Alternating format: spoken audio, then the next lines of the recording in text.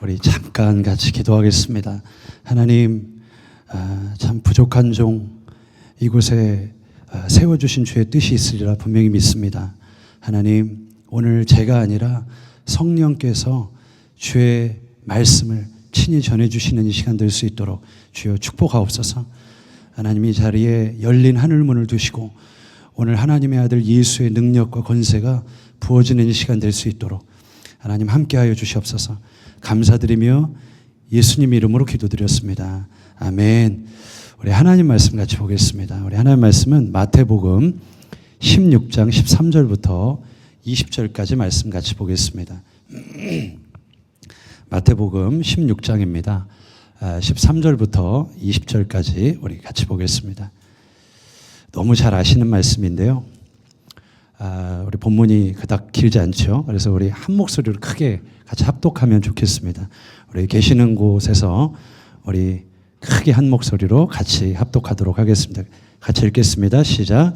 예수께서 빌립보 가이사랴 지방에 이르러 제자들에게 물어 이르시되 사람들이 인자를 누구라 하느냐 이르되 더러는 세례 요한 더러는 엘리야 어떤 이는 예레미야나 선지자 중에 하나라 하나이다. 이르시되 너희는 나를 누구라 하느냐 시몬 베드로가 대답하여 이르되 주는 그리스도시요 살아계신 하나님의 아들이시니이다. 예수께서 대답하여 이르시되 바요나 시몬아 내가 복이 있도다. 이를 내게 알게 하니는 혈육이 아니요 하늘에 계신 내 아버지시니라. 또 내가 내게 이르노니 너는 베드로라. 내가 이 반석 위에 내 교회를 세우리니 음부의 권세가 이기지 못하리라. 내가 천국 열쇠를 내게 주리니 내가 땅에서 무엇이든지 매면 하늘에서도 매일 것이요 내가 땅에서 무엇이든지 풀면 하늘에서도 풀리리라 하시고 이에 제자들에게 경고하사 자기가 그리스도인 것을 아무에게도 이르지 말라 하시니라. 아멘. 이렇게 에클레시아 수요 모임에 이렇게 와서 여러분들과 하나님 말씀 나누게 돼서 얼마나 참 마음이 기쁘고 감사한지 모르겠습니다. 특별히 우리 이재진 선교사님은 제가 참 존경하는 성경 교사시거든요. 그래서 제가 코로나에 걸려서 꼼짝 못하고 방에 갇혀 있었을 때 우리 이재진 선교사님이 하신 로마서 강해를 꼼짝없이 다 들었습니다. 그리고 보혈기도 성막기도 이런 여러 강의들을 듣고 얼마나 많은 도움을 받았는지 몰라요. 제가 워낙 좋아해서 많이 이야기를 하다 보니까 사람들이 형제냐고 이렇게 물어봐요. 왜냐하면 생각해 보시면 알겠지만 우리 이재진 선교사님의 가운데 글자와 제 이름의 가운데 글자를 빼면 똑같거든요. 그래서 큰형님이냐고 이렇게 누가 저한테 물어보더라고요. 예, 그건 아닙니다. 우리 주님 안에서 우리 형제된 자들은 다 가족이죠 뭐. 예. 잘 안 웃으시네요. 네. 저는 어린 시절에 할머니 손에 맡겨져 자랐습니다. 할머니랑 살다 보니까 어릴 때 웬만한 병은 할머니가 다 진단하고 처방하셨어요. 왜 한국 사람은 대부분 누가 아프다 그러면 자기가 다 의사잖아요. 그죠? 배가 아프다 그러면 바늘 가지고 오라고, 손부터 따자고 그러고, 벌에 쏘였다 그러면 된장 가지고 오라고, 된장 바르자고 그러시고, 기침 콜록하고 열이 올라가면 콩나물국에 고춧가루 시뻘겋게 풀어가지고 주시곤 했습니다. 저도 그랬어요. 근데 돌이켜 생각해 보면 이런 방식들이 대부분 검증이 안 된 그런 민간 요법일 때가 참 많았습니다. 근데 몇 해 전에 보니까요, 이런 민간 요법을 너무 극단적으로 신봉하고 따르는 집단들이 있어서 굉장히 사회적으로 무리를 일으킨 적이 있죠. 혹시 아나키라고 들어보셨어요? 야간 쓰고 아이 키우기의 줄임말이에요. 벌써 이상한 생각이 딱 들죠. 이들이 병원의 어떤 과잉 진료나 또 약물에 의한 부작용 때문에 현대의학에 대한 대단한 불신을 가지고 있어요. 그래서 이 사람들은 민간 요법으로 자연 치료를 하는데 이런 방식을 꽤 많은 사람들이 따랐습니다.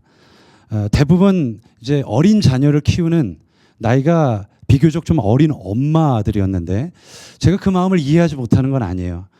제가 아는 자매 하나도 아나키의 회원이었어요. 아이가 태어나면서부터 아토피가 너무 심한 거예요. 저희 아이도 아토피가 있는데 아토피가 너무 심해서 딱 봐도 아이고 이게 너무 심한 거예요. 머리부터 발끝까지 그냥 시뻘건 전신 화상을 입은 아이 같아요. 그래서 이 아이 엄마가 이제 병원에 데리고 갔는데 병원에서는 이제 속 시원한 치유책이 없는 거예요. 그냥 스테로이드제만 반복적으로 계속 주니까 이걸 먹고 나면 부작용이 더 심해지는 거예요.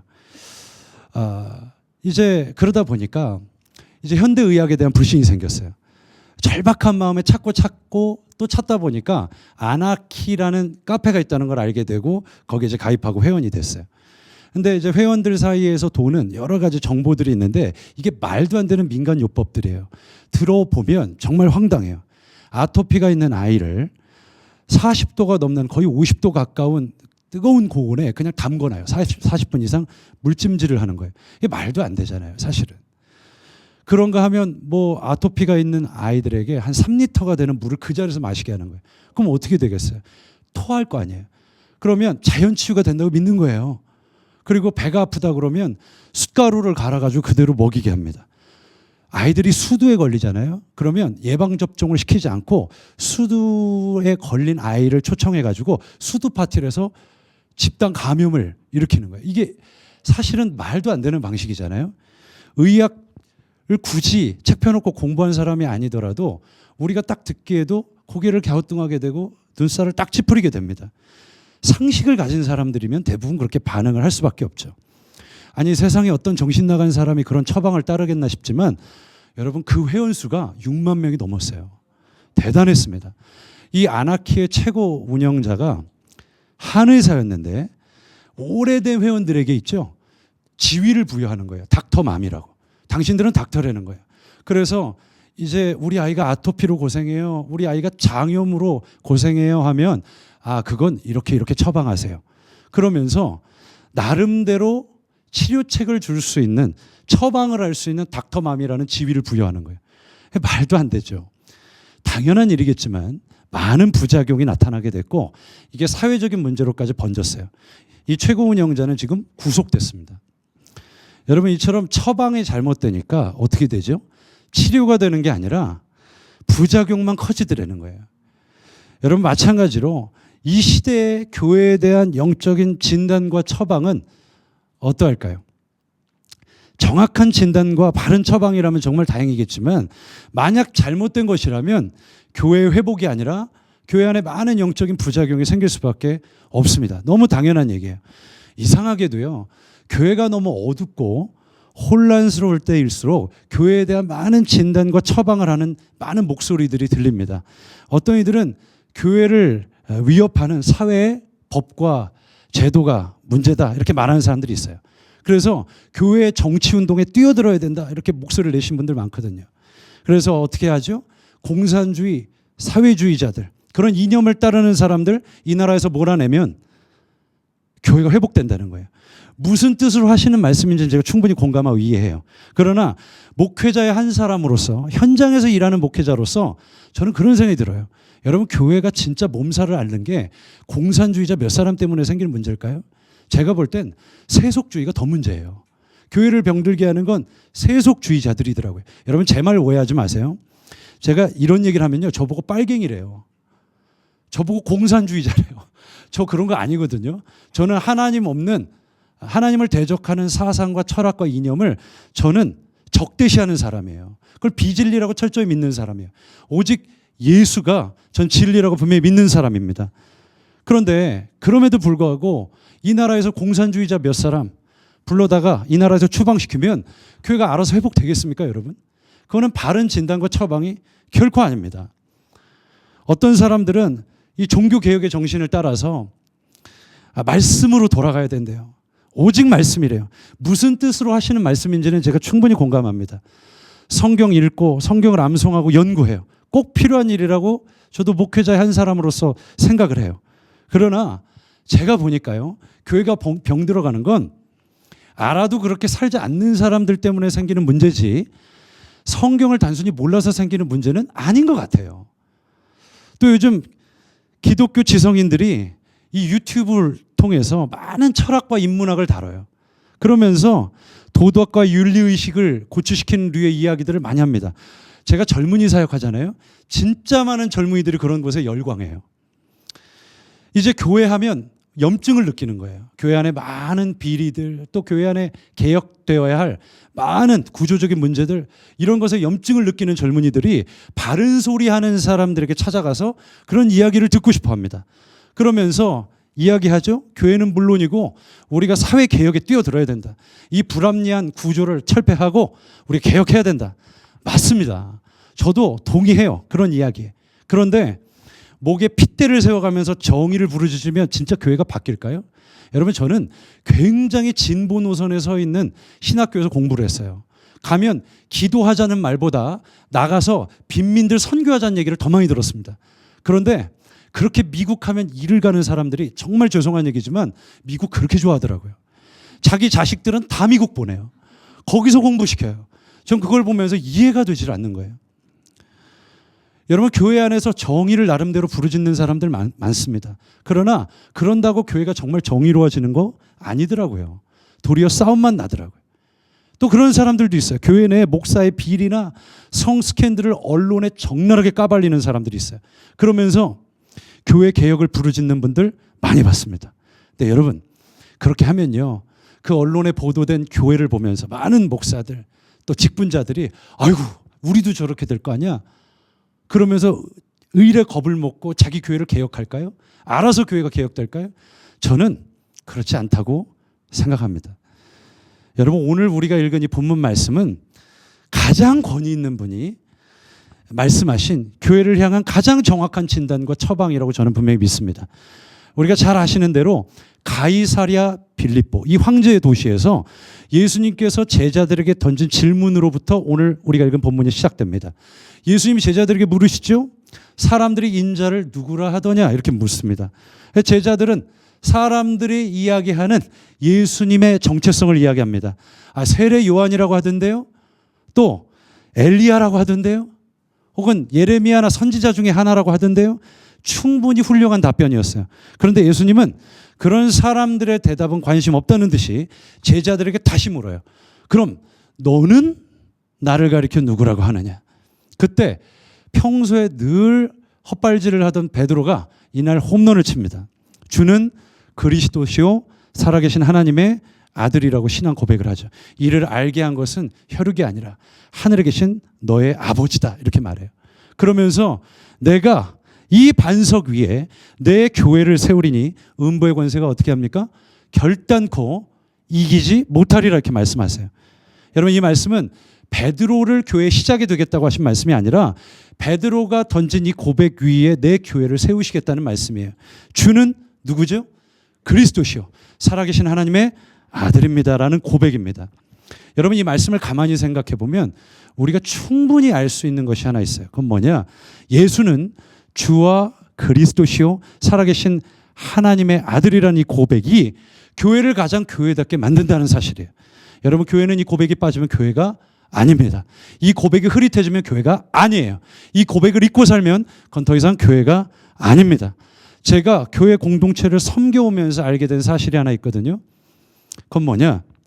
교회 안에 생각보다 예수를 주와 그리스도로 정말 믿는 사람들이 많지 않다는 사실이에요. 정말 충격적이었습니다. 물론 예수님을 교회 안에 교리로 믿는 사람들은 너무 많아요. 예수님이 누구냐라고 물으면 어려서부터 학습된 대로 줄줄줄줄 사형리를 읊습니다. 그리고 새가족 교육 때 배웠던 모든 내용들을 토시 하나 틀리지 않고 읊을 수 있을 만큼 예수에 대한 많은 정보를 가지고 있어요. 그러나 정말 자기 삶을 주인이신 주님께 자기 주권을 양도하고 힘써 그분 앞에 순종하고 복종하는 사람들 찾아보기가 정말 교회 안에 찾아보기가 어렵더라는 거예요. 이 신앙의 고백을 가진 사람들이 모인 곳을 교회라고 하셨지, 그냥 교회를 다니거나 다녀주는 사람들이 모인 곳을 교회라고 말씀하신 적이 없습니다. 성경 그 교회라고 말하지 않아요. 비슷한 취미, 관심사 가진 사람들 모아다가 대충 새가족 교육 한 3, 4주 하고 너네들이 모인 곳을 교회라고 하자, 무슨 교회라고 이름 갖다 붙이면 그걸 교회라고 말씀하신 적이 없어요. 예수 이름으로 두세 사람이 모인 곳을 주님은 교회라고 하셨습니다. 여러분, 그러므로 교회가 가장 병드는 이유는 뭘까요? 예수님이 누군지를 모르는 거예요. 아니, 알기를 원하지 않는 거예요. 저도 그랬어요. 여러분, 저는 모태신앙입니다. 그렇게 생겼죠. 착한 교회 오빠처럼 생겼습니다. 여러분, 모태신앙이 왜 모태신앙인지를 저는 주님 만나고 알았어요. 모태신앙은 전도 못해, 기도 못해, 성경 못해, 다 못해. 그래서 모태신앙이에요. 아무것도 못해요. 저는 극성 맞은 엄마 한 명 잘못 만나가지고 그냥 어려서부터 등 떠밀리듯이 교회 와서 그냥 앉아 있어야만 했습니다. 죽기 싫어서 교회 다녔어요. 남들은 교회 가면 핍박받는다는데 저는 교회를 안 가면 핍박을 받는 거예요. 제가 어렸을 때 그 장면이 생각나요. 저는 4대째 예수 믿는 가정에서 태어났어요. 저희 증조할머니는 외정시대의 전도사님이셨어요. 근데 4대째 예수 믿는 가정에 태어났지만 저는 신앙이 없었어요. 교회를 안 가겠다고 한번 대들었다가 저희 할머니가 빗자루를 들고 쫓아나오셨는데 맞기 싫어서 다리 밑에까지 도망갔던 그 어릴 때의 장면이 지금도 생각나요. 끔찍했습니다. 저는 교회를 가도 은혜를 못 받는 거예요. 남들은 막 눈물을 짜내면서 기도를 하는데 저는 모르겠어요. 아무리 다녀도. 그러니까 주로 은혜를 교회에서 받은 게 아니라 저는 오락실에서 주로 은혜를 세게 받는 그런 타입이었습니다. 어머니가 성가대 반주를 하셨는데 저를 늘 찾아요. 이렇게 고개를 빼꼼히 내밀고 제가 왔나 안 왔나를 늘 감시하시는 거예요. 너무 싫었어요. 내가 이놈의 교회에 내가 머리만 좀 크면은 당장 떠나야 되겠다. 교회는 다녔지만 저는 예수가 누군지 관심도 없고 알기를 원하지 않았어요. 그런데 교회란 조직이 생각보다 무섭거든요. 저희 어머니가 말 안 듣는 저를 전도사님에게 특별 관리를 부탁하셨어요. 청탁을 하신 거죠. 수련회 때가 제일 힘든 거예요. 저를 제일 앞에 앉혀놔요. 항상 어릴 때 중고등학교 때 수련회를 가보면 단골 설교 주제가 뭐냐? 천국과 지옥이에요.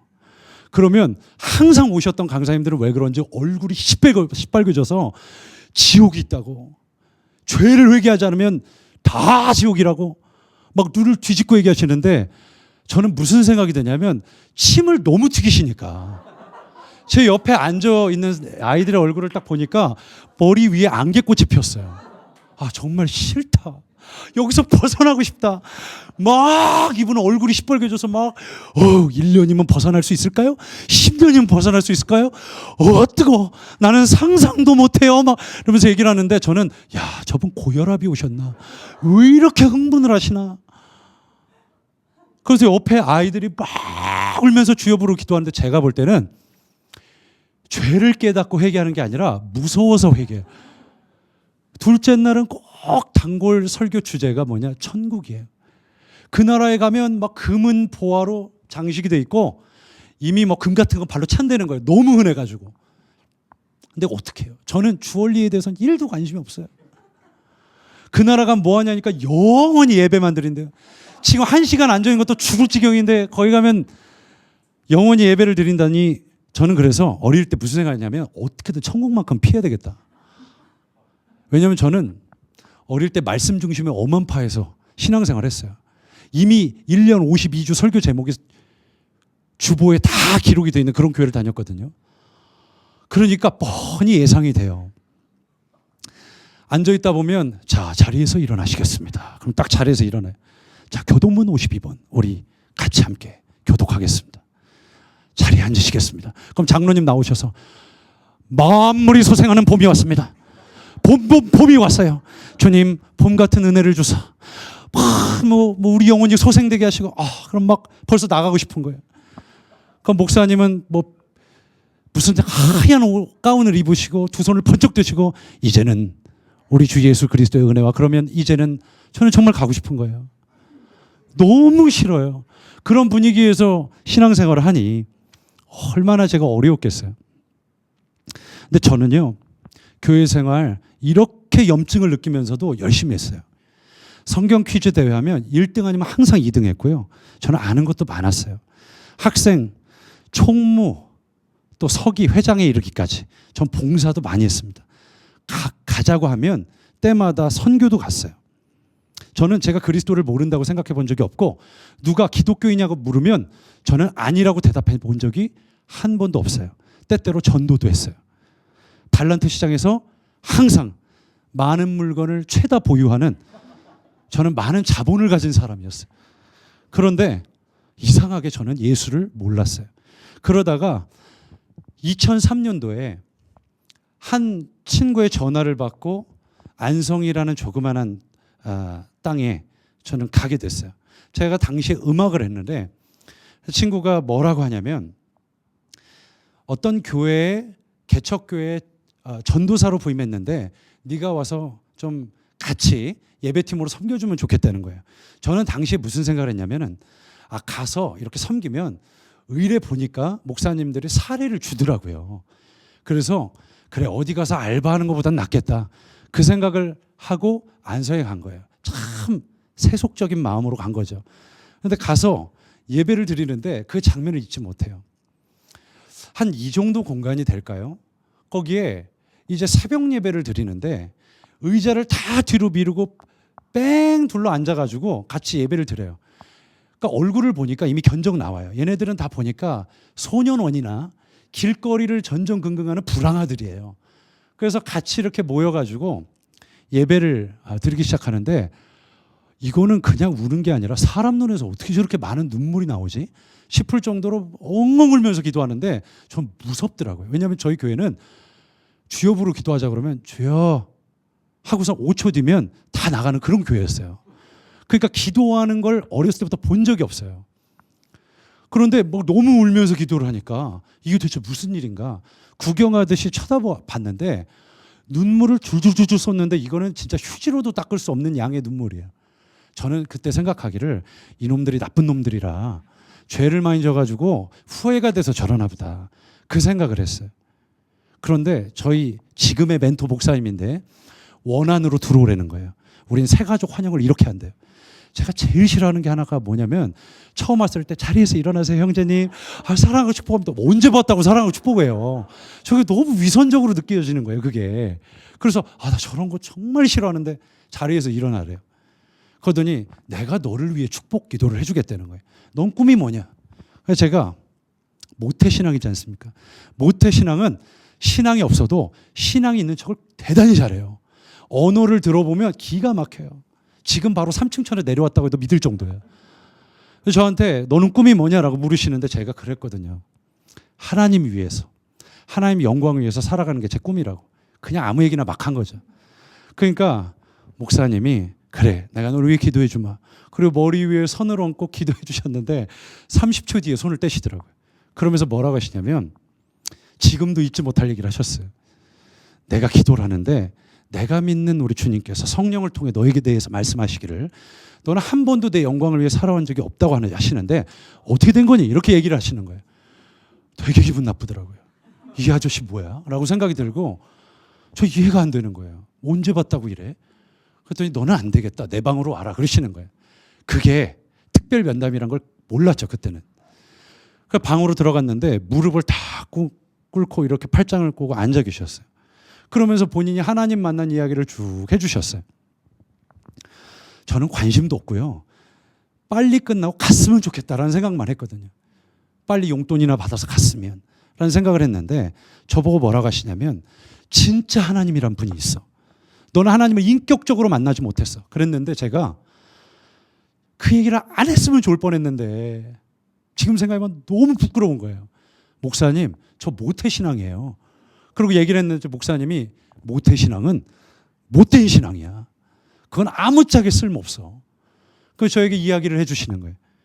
그러면서 그분이 하셨던 얘기가 저로 하여금 하나님께 가까이 가도록 안내하는 안내서처럼 느껴졌는데 나는 진짜 하나님을 만났어. 네가 그 하나님을 만났으면 좋겠어. 인생 전체가 바뀔 거야. 그럴 수밖에 없어. 정말 믿는 자는 믿는 자의 삶을 살아갈 수밖에 없어. 그리고 저에게 그 이야기를 해주셨는데 저는 그날 끌려가서 예수를 만났어요.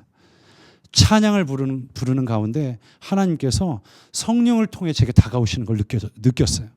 그래서 찬양의 고백 가운데 제가 살아온 모든 삶을 깨닫게 하시고 하나님 앞에 복종하게 하시는데 지금까지 예수 없이 살아왔던 모든 삶이 그렇게 저주처럼 여겨지는 거예요. 어떻게 왜 이렇게 살 수밖에 없었나. 그리고 그날 통렬하게 저는 무릎 꿇고 하나님 앞에 제 모든 삶의 주권을 주님 앞에 양도했습니다. 여러분, 저는 그날 주님이 정말 제 삶의 주인이 되셨어요. 그분이 저의 그리스도가 되셨습니다. 여러분, 그런데 정신없이 살아가다 보니까요, 이 고백이 가끔씩 흐릿해지는 날들도 참 많더라고요. 저는 감리교 목회자거든요. 그래서 3년에 걸쳐 목회자가 되기 위해서는 진급 심사를 거쳐야 돼요. 가장 먼저 성경고사를 봐요. 거기서 탈락하면 다음 고사를 못 봐요. 그 다음이 신학고사예요. 그 다음은 논문을 써요. 매해마다 주제를 던져주면 그 주제에 맞게 논문을 쓰고 검수를 받아요. 그리고 그 논문을 가지고 면접 심사를 거쳐요. 그 다음 인성검사를 해요. 거기가 1년에 거치는 과정이에요. 그러니까 이걸 3년 동안 반복해서 목사 고시를 보고 목회자가 돼요. 힘들진 않은데 되게 복잡해요. 그래서 정말 교단을 옮길까도 그것 때문에 고민했어요. 너무 복잡해서. 그런데 면접 고사를 볼 때 대부분 감리교 법이나 감리교 신학을 물어요. 그런데 어느 날 제가 들어갔는데 면접 고사에서 어떤 목사님이 저에게 이렇게 묻는 거예요. 예수님이 누구세요? 이렇게 묻는 거예요. 이걸 지금 질문이라고 하나? 라는 생각이 들어서 제가 주는 그리스도시요 살아계신 하나님의 아들이십니다. 이렇게 얘기했더니 이분이 고개를 절레절레 하시면서 저한테 뭐라고 하시냐면, 아니 그건 베드로 고백이고 베드로 고백 카피하지 말고 그거 베끼지 말고 전도사님에게 예수님이 누구시냐고요. 신앙 고백을 해보세요. 근데 제가 보통 이렇게 경건하고 영적인 질문을 안 하거든요. 그런데 제가 그날 너무 당황스러워서 제가 버벅거리기 시작했어요. 그래서 제가 머릿속에 그치, 예수님이 나한테 누구지? 뭐라고 대답해야 될까? 구원자? 나의 인도자? 도대체 뭐라고 대답해야 되지? 그리고 머릿속에 복잡했는데 이분이 답답하셨는지 고개를 절레절레 하시더니 저한테 뭐라고 하시냐면, 전도사님에게 예수님이 주인이 맞아요? 정말 전부가 맞아요? 그거 대답해 보세요. 그렇게 묻는데 제가 대답을 못 하겠는 거예요. 왜냐하면 당시에 제가 집 문제 때문에 되게 고민이 많았거든요. 하나님이 제 인생을 책임지신다는 믿음이 안 생기는 거예요. 잘. 너무 급해요. 주님은 꼭 현찰로 땡겨주시지 않고 어음으로 약속을 하시잖아요. 내가 주리라 했는데 언제 주실지도 모르고, 해결해 주리라 했는데 언제 해결해 주신다는 보장이 없는 거예요. 도대체가. 그러니까 기도만 하고 있는데, 주님, 제가 그냥 길바닥에 누워서 사역할 수는 없잖아요. 주님 좀 책임져 주세요. 책임져 주리라 라는 약속은 분명히 성경을 보면 있는데 도대체 언제 어떻게 누구를 통해서 책임져 주시리라는 사인이 전혀 없는 거예요. 그러면서 제가 알아보기 시작했어요. 도대체 어떻게 해야 되는 건가. 그런데 주님이 정말 내 삶의 주인이란 믿음이 잘 안 생기더라고요. 근데 그날 그래서 대답을 못 하겠더라고요. 정직하게. 근데 나왔는데요. 제가 그냥 버벅거리면서 예, 아멘. 그랬더니 피식 웃으면서 나가보세요, 전사님. 그런데 그 고백 잊고 살면 안 됩니다. 목사도 이 고백 잊고 살 때가 많아요. 예수님이 전부가 되셔야 됩니다. 그리고 제가 나와서 집에 못 가고 그거 벤치에 앉아서 가만히 있어봐. 내가 아까 왜 대답을 못했을까? 왜 아멘이라고 확신 있게 대답을 못했을까? 근데 보니까 제 삶에 많은 문제들이 있더라고요. 마냥 주님이 주인이라고 할 수 없는 삶에 다양하고 복잡한 문제들이 있는 거예요. 여러분, 제가 이사를요, 지금 결혼이 8년 차인데 제가 이사를 7번 했거든요. 이사를 많이 한 거잖아요. 여러분 다들 이사를 한 7번씩 하셔가지고 보통 감흥이 없으신데 이사 한 번 하려면 얼마나 힘들어요. 그죠? 애 데리고 막 이사하려면 진짜 쉽지 않습니다. 근데 제가 이사를 하다 보니까요, 처음 결혼했을 때는 숟가락 하나 갖고 결혼했거든요. 아무것도 없이 빈털터리로 결혼했는데 결혼 생활 하다 보니까 짐이 늘어요. 짐이 늘고 이것저것 소유가 많아지기 시작해요. 그런데 제가 뭘 알았냐면 다음 이사할 때 다 버리고 이사를 해야 되는데 아내가 모으는 게 취미예요. 아, 진짜 이상해요. 그 락앤랑 통이 왜 그렇게 많이 필요한지 저는 이해를 할 수가 없어요. 그 5년, 6년, 7년 뭐 다리가 다 부러진 인형이 도대체 저는 왜 필요한지 이해가 되질 않아요. 좀 제발 갖다 버렸으면 좋겠는데 저희 아내는 큰일 나는 줄 알아요. 부도가 나는 줄 알아요. 큰일 나요. 그래서 가지고 가야 된대요. 옷도 이미 저거 다 줄어들어서 입지도 못하는 옷을 다 가지고 가야 된대요. 전 이해할 수가 없었어요. 근데 보니까요, 나중에 진짜 필요한 것과 필요하지 않은 것을 우리가 구분하자 했는데 그게 구분이 안 되는 시점이 있더라니까요. 제가 교회를 섬기면서 그런 고민들을 참 많이 했어요. 교회에게 진짜 중요한 건 무엇인가? 그럼 필요 없는 것은 뭐지? 구분이 안 돼요. 나중에 하면 이것도 필요하고 저것도 필요하고 저것도 다 필요할 것 같아요. 근데 아니에요. 성경을 보면 주님은 교회가 교회되는데 그게 꼭 필요하지 않다고 말씀하신 것도 있어요. 그런데 나는 그게 꼭 필요한 거예요. 없으면 죽을 것 같아요. 그게 꼭 있어야 교회 될 것 같아요. 그게 꼭 있어야 내가 그리스도인으로 살 수 있을 것 같아요. 근데 아니에요. 근데 그렇더라고요. 이런 목회자로 살아가면서 그런 고민들이 될 때가 얼마나 많은지 몰라요. 나름대로 내 살 길을 찾아가야지. 가만히 생각해 보니까 예수님이 내 주인이라는 사실이 점점 교리처럼 죽은 문자가 되어가고 있더라고요. 익숙한 가사 따라 주님 내 전부십니다. 기도하자 그러면 고개 딱 숙이고 내 전부이신 하나님, 별 미사오구를 써서 기도하지만 그게 진짜 내 삶의 고백이 아닐 때가 너무 많은 거예요. 여러분, 교회 안에 이 고백이 식은 떡처럼 굳어버리고 죽은 교리가 되어갈 때 바로 그때부터 교회는 병 들어가기 시작한다는 걸 저는 많은 경우 배우게 됐습니다. 여러분, 그것이 사단이 바로 노리는 지점입니다. 여러분, 오늘 말씀 보면 반석 위에 내 교회를 세우시겠다고 말씀하셨어요. 그러므로 음부의 권세가 결단코 이기지 못할 거라고 하셨어요. 이 말을 달리 생각해 보면 교회가 이 고백 위에 세워지지 못하도록 회방하는 음부의 권세가 존재하더라는 겁니다. 교회를 위협하는 음부의 권세가 분명히 있어요. 사단은 교회를 못 가게 하지 않더라고요. 사단은 기도 못하게 하지 않더라고요. 사단은 선교 못 가게 방해하지도 않더라고요. 다만 예수 그리스도를 주와 그리스도로 믿지 못하도록 만들더라고요. 이분에 대한 고백을 바꾸는 거예요. 여러분, 이전에 저희 멘토 목사님이 그런 말씀을 참 자주 하셨거든요. 사단의 역사가 가장 심한 두 곳이 있대요. 첫 번째는 신학교고 둘째는 교회랍니다. 저는 그 얘기를 들을 때 목사님이 저 얘기를 다른 곳에서는 안 하셨으면 좋겠다 그 생각을 했어요. 이단이라고 할까 봐. 아니, 여러분, 신학교에서 강의하고 있는 교수가 듣기에 신학교에 사단의 역사가 제일 심하다고 말을 하면 어떻게 받아들이겠어요? 나쁜 놈이죠. 아니, 내가 교회에서 목회 멀쩡히 잘하고 있는데 사단의 역사가 교회에 제일 심하대요. 그런 얘기 들으면 좋아할 사람이 누가 있겠어요.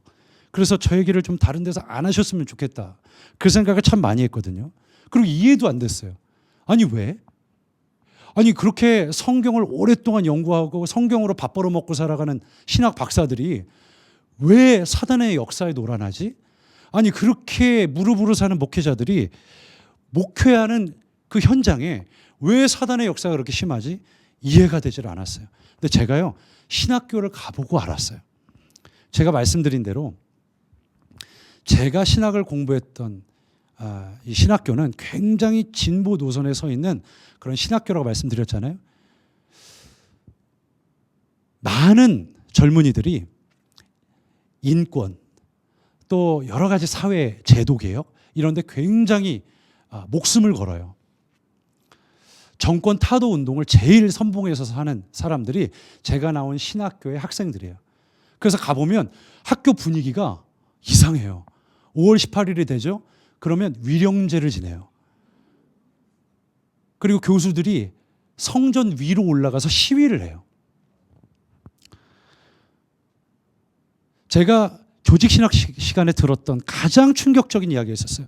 주님 만나고 그래, 내가 사랑하는 복음으로 낳은 내 형제들과 함께 진짜 생명을 주고받으면서 주 얘기를 함께 갈 거야. 그래, 여기서는 무슨 말씀을 들을까? 먼저 간 전 선배가 나의 길을 잘 지도해 줬으면 좋겠다. 그리고 갔는데 저는 첫날 조직신학 교수가 했던 말을 잊지 못해요.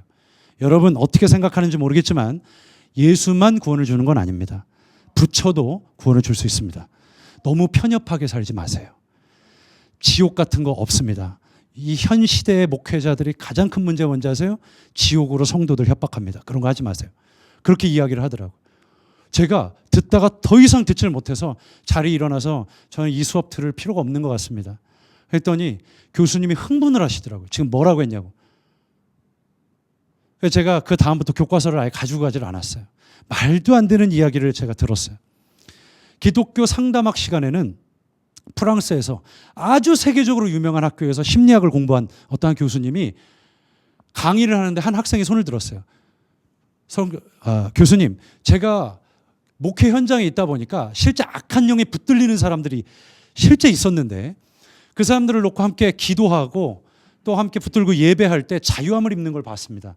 근데 이것을 심리학적으로는 설명이 안 되지 않습니까? 이런 경우는 우리가 어떻게 해석해야 됩니까? 라고 물었는데 제가 이분의 표정을 잊을 수가 없어요. 안경을 탁 올리면서 아주 이제 말도 안 되는 소리를 하는 것처럼 탁 비웃으면서 뭐라고 하냐면 저러니까 문제예요. 악한 영의 역사 같은 게 어디 있어요? 전부 다 대부분의 교회 안에서 일어난 문제들은 90% 이상이 정신적인 문제입니다. 심리적인 문제입니다. 그러니까 정서와 이 정신을 잘 다룰 수 있는 목회자가 되십시오. 그렇게 이야기를 하는 거예요. 제가 너무 큰 충격이었어요. 저는 악한 영의 역사를 봤어요. 눈으로 봤고 귀로 들었고 정말 피부로 체감해 본 적도 있거든요. 그런데 이분은 너무 그걸 모르는 거예요. 정말 충격적이었어요. 이렇게 배운 신학생들이 가서 전도사와 목회자로 살아가는 거예요. 저는 정말 신학교에서 신학을 배우면서 이걸 도대체 왜 배우고 있어야 되나 라는 생각에 깊은 회의감을 느낄 때가 많았어요. 전 그래서 뒤에서 맨날 성경 읽었어요. 차라리 이 시간에 성경 통독하는 게 빠르겠다. 뒤에서 그냥 아무도 보지 않을 때, 듣지 않을 때 조용히 뒤에 앉아서 방언 기도하고 그냥 기도를 쌓거나 아니면 성경 읽는 게 훨씬 낫겠다라는 생각을 참 많이 했어요. 제가 청년 사역을 처음 했을 때 청년 사역을 배우고 싶어서 한 목사님을 찾아갔어요. 아니 도무지 누가 어떻게 해야 되는지 가르쳐 주는 사람이 없는 거예요. 저희 멘토 목사님은 또 구체적인 이렇게 총론은 있는데 강론이 없어요. 그러니까 저희 목사님이 약간 동양의 스승 같아요. 서양의 스승들은 매뉴얼을 만들잖아요. 1과 2과 3과 4과 해서 제자 영역을 하는데 저희 목사님은 동양의 스승 같아요. 그러니까 어떻게 하냐면 동양 스승들 그러잖아요. 수염 이렇게 기르고 딱 뒤에 이렇게 호루병 같은 거 딱 이렇게 메고 가면서 아무 허드렛 일 막 시키잖아요. 2년이 지난 어느 날 깨달았느냐 물어요. 그러면 예? 뭘요? 너는 아직 수행이 부족하다. 10년 더 있어라. 그 어느 날 막 호두를 딱 깨다가 깨닫는 거예요. 각성이 일어나는 거죠. 이거였어. 그럼 막 가서 제가 깨달았나이다 그러면 하사나라. 막 이게 이제 동양의 스승들이잖아요. 약간 저희 이제 멘토 목사님 약간 좀 그래요. 강론이 없어요. 강론이. 그래가지고 청년 사역 어떻게 해야 되는지 모르겠습니다. 기도해. 보혈의 능력이 있어. 뭐 그러니까 이제 제가 감당이 안 되는 거예요. 그래서 제가 이제 그 청년 사역 하시는 분들을 많이 찾아다녔어요. 그래서 일단은 교회는 시스템도 필요하고 또 교육도 필요하고 양육도 필요하니까 배워야 되잖아요. 그래서 갔는데 적은 인원으로 크게 성장을 시킨 한 목사님이 계셨어요.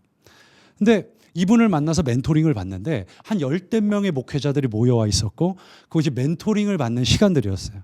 제가 그 자리에 이렇게 앉아 있는데 처음에는 납득이 되는 이야기를 하시기 시작하더라고요.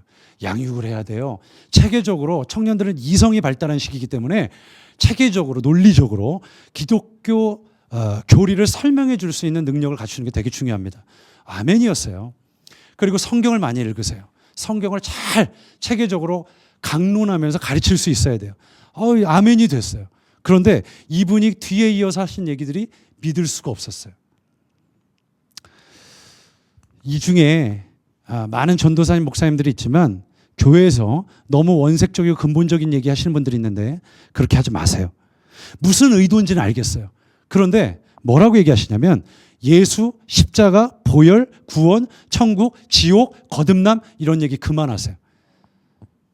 왜냐하면 청년들이 그런 얘기 이제 좋아하지 않습니다. 성장을 시키려면 그런 얘기보다 마음을 위로해주고 또 정신적으로 힘을 낼 수 있는 그런 많은 성경의 이론들을 소개하세요. 그때 청년들이 모일 겁니다라고 이야기를 하는데 제가 너무 화가 나는 거예요. 어떻게 이렇게 얘기를 할 수가 있지? 아니 교회가 여러분 생각해 보세요. 예수, 보혈, 십자가, 구원, 천국, 지옥, 거듭남, 기도 이런 얘기하면 뭘 얘기하죠? 여기서 심리학 얘기할까요? 인문학 얘기해요? 철학 얘기해요? 요즘 그런데 굉장히 열광하는 젊은이들 많거든요. 그래서 굉장히 합리적으로 얘기해요. 여러분 술 마셔도 돼요. 담배 괜찮아요. 그거 구원 문제와 상관없어요. 그럴 수도 있겠죠. 구원 문제와 상관이 없을 수도 있겠죠. 성경은 술 먹는 사람 구원 못 받는다는 말은 없으니까. 그러나 이해가 안 되는 거예요. 이 사람의 이야기대로라면 그냥 교회에서 무슨 짓을 해도 돼요. 무슨 말을 해도 돼요. 여기는 그냥 강연장이 되면 돼요. 하나님 말씀을 선포할 필요도 없어요. 좋은 인문학책 가져다가 여기서 강의하면 되는 거예요. 여러분, 교회가 정말 그런 곳일까요? 여러분, 하나님의 교회는 지금 급속도로 무너져가고 있습니다. 어딜 가봐도요, 지금 인천 내에 청년들 모인다는 교회들이 없어요. 정말 안타까워요. 가보면 청년들이 불쌍하게 여겨질 때도 있어요. 야, 어떡하나. 정말 목자 없는 양처럼 방황하는 경우들도 많이 봤어요. 정말 불쾌했습니다, 그 말이. 여러분, 예수님이 빠진 교회는 음부의 권세를 절대 이길 수 없습니다. 너무 무기력한 교회예요. 왜냐하면 예수 이름 안에 있는 능력과 권세를 교회에게 맡기시고 주신 겁니다. 여러분, 그 이름으로 우리가 기도할 때 능력이 일어나는 것이죠. 여러분, 힘없는 교회를 일으키는 단 하나의 처방은 예수님을 진짜 믿는 것밖에는 방법이 없는 줄로 믿습니다. 이제 말씀을 좀 마치려고 하는데요. 여러분, 한경직 목사님이 소천하시기 전에 이제 은퇴를 일찍이 하시고 남한산성 밑에 자리를 잡으시고 이제 그곳에 머무르시면서 이제 마지막을 준비하셨어요. 근데 그때 쟁쟁한 목회자들이 한경직 목사님을 찾아왔어요. 그리고 이제 남겨져 이제 목회를 계속 이어나가야 할 후발 주자인 본인들이 어떻게 목회를 해야 될지를 좀 지도해 주십시오. 한 말씀이라도 좀 해 주십시오. 한경직 목사님 정말 한국교회에 존경받는 선생님이잖아요. 그런데 이 한경직 목사님이 가만히 앉혀놓으시고 고민을 하시다가 무겁게 한마디를 뱉으셨어요. 정말 말 그대로 가벼웠지만 무거운 한마디였어요. 뭐라고 하셨냐? 목사님들, 예수 잘 믿으세요. 예수 잘 믿으세요, 목사님들. 근데 여러분, 거기서 이 얘기를 듣던 어떤 목사님은 농담하시는 줄 알고 웃었대요. 아니, 여러분, 목사님이 예수 안 믿겠어요? 그런데 예수 잘 안 믿는 목사님들 많아요. 예수 잘 안 믿는 성도들 진짜 많아요, 교회 안에. 그런데 이 목사님들이 그때를 회상하면서 나누시기를 그 말이 얼마나 중요한 말인지 그때는 미처 몰랐다는 거예요. 농담인 줄 알았다는 거예요. 아니, 어떻게 이런 얘기를 해? 목사들 앉혀놓고. 근데 이 말처럼 중요한 말이 없더라는 거예요. 여러분, 저는 이게 교회가 살아나는 가장 완전한 처방이라고 저는 분명히 믿습니다. 이제 한 이야기만 좀 나누고 말씀을 좀 마치고 싶은데요. 저는 한 10여 년 전쯤에 캐나다에 간 적이 있어요. 참 그곳에 특별한 은혜로 가게 됐습니다. 저는 외국을 나가본 경험이 없어요. 그런데 이제 어느 날 하나님께서 저를 낯선 땅 캐나다로 이렇게 보내셨어요. 캐나다에 가서 한 개척교회를 이렇게 섬기게 됐는데 성도 수가 한 10명에서 15명 되는 정말 작은 교회였어요. 제가 지금도 생각나는 게 금요철에는 2명 오셨어요. 제가 앞에서 목청이 터져라고 기타 하나 메고 막 찬양 인도를 하다가 저쪽에서 한 명이 들어오잖아요. 그러면 기타를 내려놓고 펄쩍펄쩍 뛰고 싶었어요. 너무 기뻐서. 그 정도로 성도들이 귀하다는 걸 그때 배웠어요. 그런데 그때 그렇게 사역을 하던 어느 날 젊은 두 부부가 등록을 하셨는데 보니까 좀 평범해 보이지가 않아요. 저희는 교회가 외국 교회를 렌트했었기 때문에 저희 앞서 예배를 드리는 교회가 그리스 동방 정교회였어요. 그래서 그 다음에 바로 이제 저희가 막 급하게 준비해가지고 예배를 드렸거든요. 그래서 이분들과 함께 또 양육을 할 수가 없어요. 그래서 근처 맥도날드에 가서 이제 거기서 새 가족 환영을 하는 거예요. 웰커밍을 해요. 그래서 이제 햄버거 하나 시켜놓고 두런두런 이야기를 나누는데 이 성도님들이 알고 보니까 북한에서 오신 거예요. 실제 북한에 가면요, 한 지역은 북한에서 오신 난민들이에요. 그래서 일부 지원을 받고 그 아파트에서 다 모여 살아요. 제가 그분들에 대한 흥미가 생겼어요.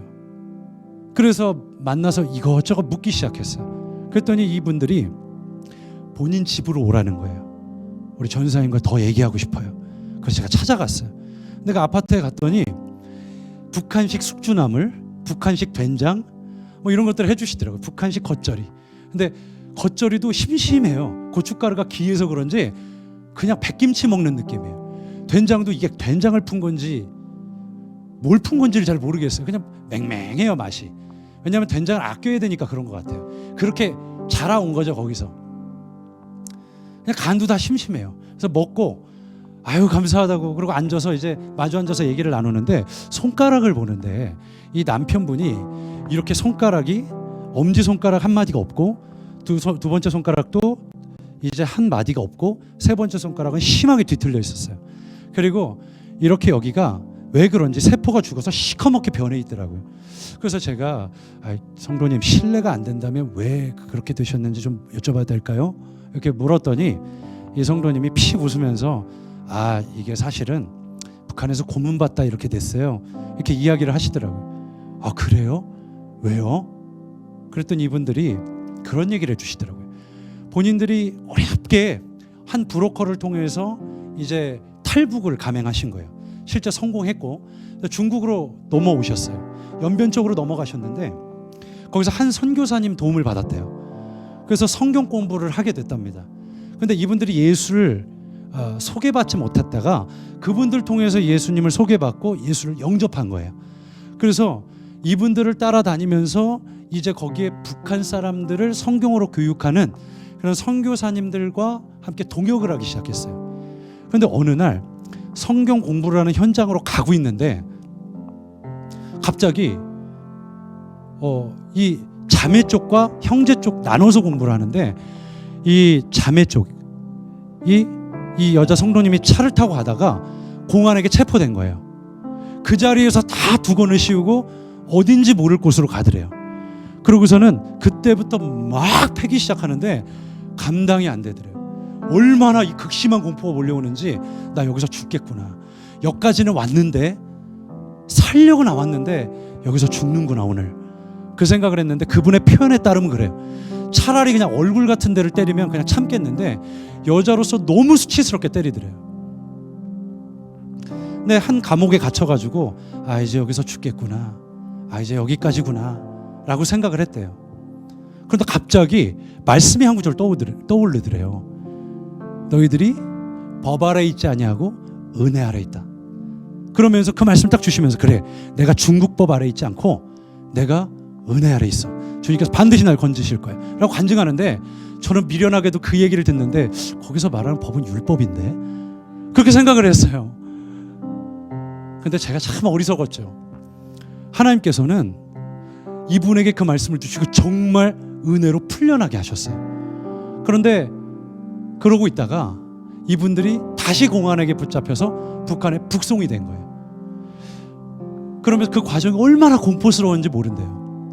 조그만한 방에 다 몰아놓고 아주 인간이 느낄 수 있는 아주 극심한 공포심을 부추기는 거예요. 그래서 여기서 예수 믿는 새끼들 나오라고. 내가 선교사 도움받지 않고 탈북한 사람 한 명도 없는 줄 내가 안다. 근데 예수 믿는 것들 나오라고. 그러는데 제일 먼저 그것부터 물어본대요. 그래서 제가 물었어요. 조심스럽게. 성도님 거기서 진짜 예수 이름 붙들다가 죽는 사람이 있나요? 많은 수는 거기서 배교를 하는데 실제 내가 한 청년의 죽음을 본 적이 있어요. 눈으로. 얘 어떻게 죽었나요? 그랬더니 예수 믿는 새끼들 나오라고 그랬더니 감히 거기서 숨도 못 쉬는 그 공포심에 아무도 손을 못 드는데 어린 청년 하나가 이렇게 손을 들더래요. 그러니까 그 보이부 간부가 예수가 누군데 뭐하는 놈인데 이러고 묻는데 이 젊은 청년이 그렇게 얘기를 하더래요. 주는 그리스도시요 살아계신 하나님의 아들입니다. 이렇게 이야기했더니 그때부터 구타를 막 하기 시작하는데 진짜 정말 저렇게 맞다가 죽겠다 싶을 정도로 맞더래요. 근데 그 청년이 몸을 툭툭 털더니 다시 자리에서 일어나더래요. 그리고 똑같은 고백을 또 하더래요. 선생님, 주는 그리스도시요 살아계신 하나님의 아들이 맞습니다. 예수 믿으시라요. 이렇게 이야기하는데 그때부터 이 새끼가 어디서 전도질이냐고 그러면서 막 패기 시작하는데 그 자리에서 죽는 모습을 봤답니다. 그러면서 이 성도님이 저한테 그러는 거예요. 전도사님, 제가 보니까 중국 변방으로 넘어온 많은 목사님들이 계시더라고요. 한국의 이름만 대면 알만한 유명한 목사님들, 강단에 서시면 기가 막히게 말씀 전하시는 많은 목사님들 많더라고요. 근데 저에게 가장 기억에 남는 한 사람이 있어요. 그건 이름 없이 죽은 한 청년입니다. 그날 저는 예수 믿는 사람의 죽음을 봤습니다. 근데 제가 그 얘기를 듣는데 얼마나 부끄러운지 몰라요. 그렇구나, 저 고백을 진짜 믿고 저렇게 사는 사람들은 음부의 권세가 감히하지 못하는구나. 아니, 이길 수가 없구나. 여러분, 성경은 그런 사람들을 가리켜 히브리서 기자를 통해 이렇게 말했어요. 그들은 세상이 감당하지 못하느니라, 이렇게 말했습니다. 여러분, 절대 패배하지 않을 진짜 예수 믿는 사람들 되시기를 주의 이름으로 축복합니다. 예수님에 대한 흔들림 없는 신앙, 그 고백, 그 믿음이 회복되도록 우리 함께 좀 기도했으면 좋겠어요. 우리 이 시간이 얼마나 소중한지 몰라요. 여러분, 이 조국 교회를 위해 기도해 주십시오. 예수 없는 빈깡통 같은 교회, 사교 모임 하러 모인 교회, 비슷한 관심사 가진 사람들끼리 모여서 그냥 놀러 다니는 교회, 더 이상 그런 교회가 한국 교회 안에 없도록 정말 목숨 걸고 예수 믿는 사람들이 이 땅 가운데 일어나도록 우리 좀 그렇게 기도해 주셨으면 좋겠어요. 여러분, 여기 있는 저부터 그런 사람이 되도록 좀 기도해 주셨으면 좋겠습니다. 저도 두렵더라고요. 예수 정말 믿고 사는 건 너무 많은 대가 지불이 필요하더라고요. 그런데 우리 그거 두려워하지 않고 예수님을 우리 인생 전부로 삼아서 정말 십자가에 붙들린 군사처럼, 사도 바울처럼, 또 예수님의 12 제자들처럼 이 좁은 길, 십자가의 길 걸어가는 저와 여러분 되시기를 주의 이름으로 축복합니다. 우리 시간 함께 기도할 때 주님, 한국 교회를 회복시켜 주시옵소서. 하나님, 가장 완전한 처방, 예수 그리스도에 대한 흔들림 없는 믿음을 이 교회 가운데 부어 주시옵소서. 그리고 나에게 부어 주시옵소서. 우리 한국 교회를 충고하시면서 우리 주의 이름을 한번 부르고 통성으로 기도하며 나갑니다. 주여, 하나님 감사합니다. 함께해 주시옵소서. 하나님 들어 주시옵소서.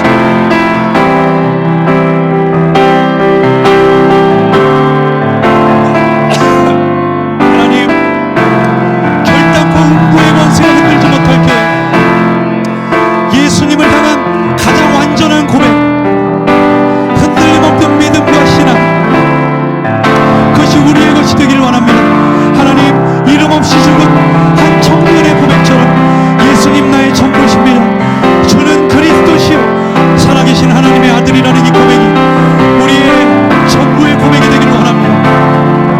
하나님, 함께해 주시옵소서. 성령님, 우리 가운데 함께해 주시옵소서. 오 하나님, 오 하나님, 오 하나님, 우리 가운데 함께하시옵소서.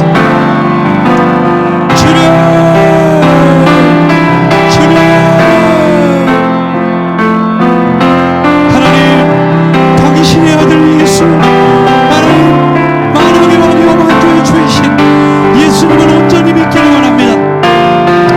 흔들림 없는 믿음으로 우리가 나아가기를 원합니다. 주님, 음부의 권세가 결단코 교회를 흔들지 못하도록 이 고백이 회복되도록 역사하여 주시옵소서. 주님, 함께하여 주시기를 원합니다. 능력으로 함께하여 주시옵소서. 하나님 함께 하시옵소서. 우리 가운데 같은 감동과 같은 마음을 부어주시기를 원합니다.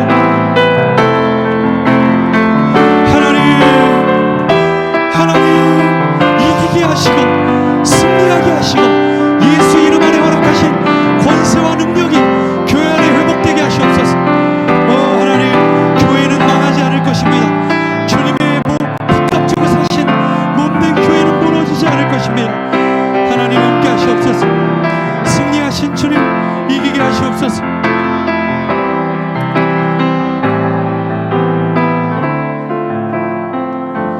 주님, 함께 하시옵소서. 사랑하는 여러분, 우리 이 시간 다시 한번 기도할 때 우리 신학교와 또 그곳에서 길러지는 많은 종들을 위해서 함께 좀 기도했으면 좋겠습니다. 하나님, 주를 대적하는 견고한 이론들이, 사상들이, 철학들이 무너지게 하시고 오늘 하나님을 경외하는 사람들이 일어나 하나님 교회를 세우고 성도들을 바른 길로 안내할 수 있도록 주님 종들을 깨워주시고 신학교를 건강하게 세워주옵소서. 하나님, 주님 이 땅에 많은 종들을 깨워주시기를 원합니다. 예수 믿는 목사들, 예수 믿는 선교사들, 예수를 제대로 믿는 주의 종들이 일어나 하나님 나라를 확장하고 세워갈 수 있도록 함께하여 주시옵소서. 우리 제 신학교와 또 많은 종들을 위해 이 시간 다시 한번 기도하며 나갈 때 우리 주님의 이름을 한번 부르고 통성으로 기도합니다. 주여, 주여, 주님 붙들어 주시옵소서. 주님, 주를 경외하는 무리들이 일어나게 하여 주시옵소서. 주를 경외하는 무리들이 일어나게 하시옵소서. 하나님의 말씀과 성령의 위로로 하나님 날마다 거룩한 종 예수 그리스도의 사람들이 일어나게 하시고 많은 표적과 기사가 따르게 하시옵소서. 하나님, 교회가 교회될 수 있도록 많은 종들이 정신 차리고 깨어 근신하며 일어날 수 있도록 주여 함께하여 주시옵소서.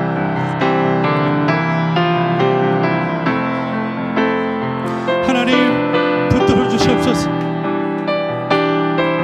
하나님, 주님 함께하여 주시옵소서.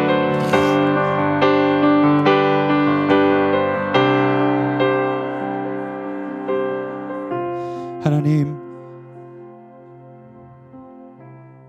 가장 미말에 처한 자가 주님의 말씀을 빌려 어눌한 말로 주의 말씀을 전했습니다.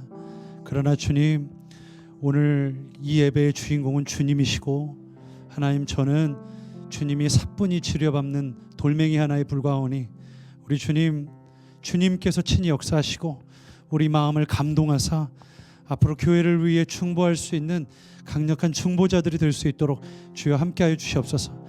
하나님, 우리 너무나 귀한 이재진 선교사님 모든 사역 가운데 주님 열방에 계획하신 주의 일들을 이루어주시고 주님 정말 귀한 하나님의 사람들을 붙여주사 하나님 나라가 우리 이재진 선교사님을 통하여 또 에클레시아 선교회를 통하여 확장되고 하나님 더욱더 전파될 수 있도록 주여 함께하여 주옵소서. 이제는 우리를 위해 죽고 다시 사신 거룩한 종 예수 그리스도의 은혜와 하나님의 다함없으신 사랑과 성령님의 감화 감동 교통 역사하심이 오늘 이 자리에 주는 그리스도시요 살아계신 하나님의 아들이십니다 라고 고백하는 진짜 예수 믿는 사람들의 머리 위에 또 그들의 택한 권속과 사업과 직장과 학업 위에 이제로부터 영원히 함께 하시기를 간절히 축원하옵나이다. 아멘.